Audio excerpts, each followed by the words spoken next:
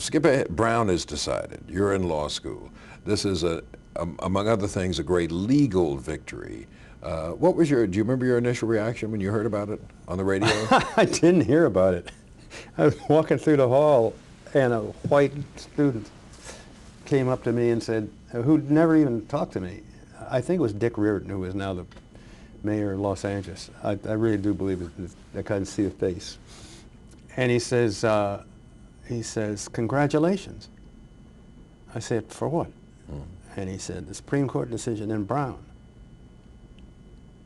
At first, it's annoyance. Why is he congratulating me? You know, but then, you know, it just kind of dawns on me. Good Lord, this is gigantic. This is huge.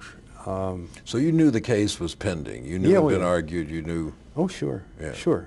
Now, did you know because your uncle was Roy Wilkins and because you knew Thurgood Marshall, or did you know because everybody black knew? Or most knew, black people knew? Well, we knew in my house, you know. I mean, my mother and my stepfather talked about it. But I had a political science course, Poli-Sci 90, which was essentially a current events course, where they got us in the habit of reading the New York Times. So from the time I was a junior in high school, I mean in college, I read the New York Times every day. So, sure, I knew. So Reardon tells you, and what's your reaction? Oh, I was ecstatic. And I found my buddy Larry Sperling, who is still my buddy. His son was in the White House, the Clinton White House, Gene Sperling. I found my buddy Larry, and we found a couple of other buddies with whom we always drank coffee, and we went off to the coffee house, and we sat there and we talked about this new country we were going to have. What did you mean by new country? What was your anticipation on hearing this good news? What was the outcome going to be? Beyond the immediate cases. I thought we were going to have a country of laws. And I thought that, look, Plessy against Ferguson was such an assault on the dignity of black people. It said that the Constitution of the United States says that all men really aren't created equal and you are inferior. Well, now Plessy was gone. And I thought the law was a great teacher, and I thought the American people would fall into line behind this. And I thought at the time that prejudice was an individual thing. I don't think I was familiar with the concept racism.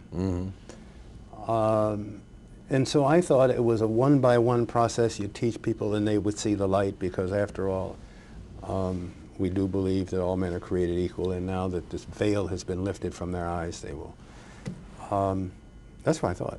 And did you recall thinking, gee, maybe 5 years, 10 years, this will all be over, or less time, perhaps? I thought maybe 10, I don't know. I mean, if I had an idea, I'm not sure I did, but I knew they had to go back and re-argue. And so, and I wondered what would happen in the South. But I thought that this meant massive change. Like in baseball. Yeah. You know, Jackie came and then these... The gates are open. Yeah, right, that's what I thought.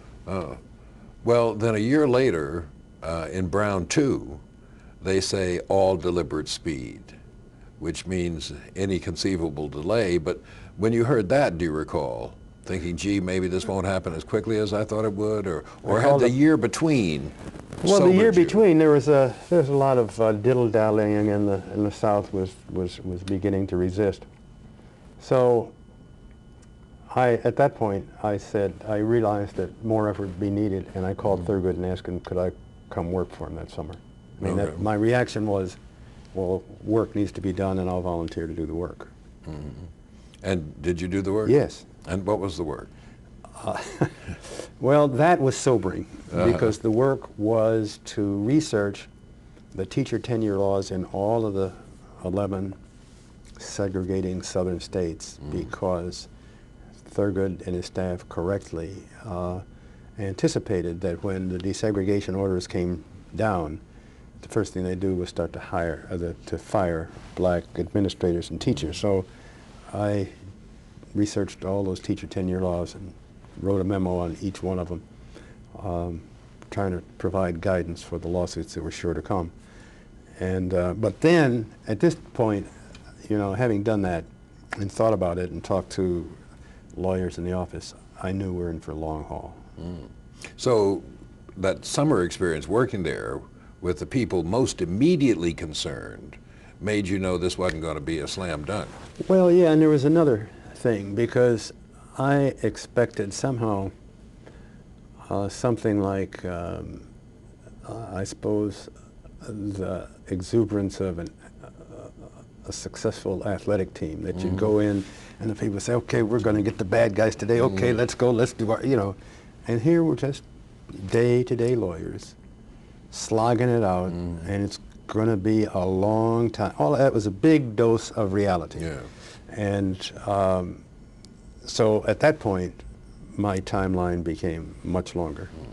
Now, Thurgood Marshall, is he, I'm sure he shares this sentiment, this is going to be a long, long, long time, but you get any impression from him about how long he thought it might take?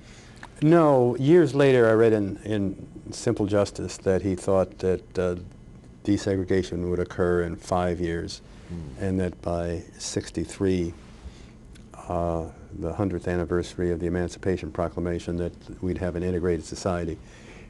And Simple Justice wasn't written until the '70s, and I think I didn't read it until almost 1980. And from that vantage point, that looked hopelessly naive. But it's fine. We didn't. In those days, most of the white people we knew were really terrific people. Because what white people would you know? You didn't know white people who were racist, right? So you knew white people who were decent, had generous spirits, believed in America that could be shared by everybody.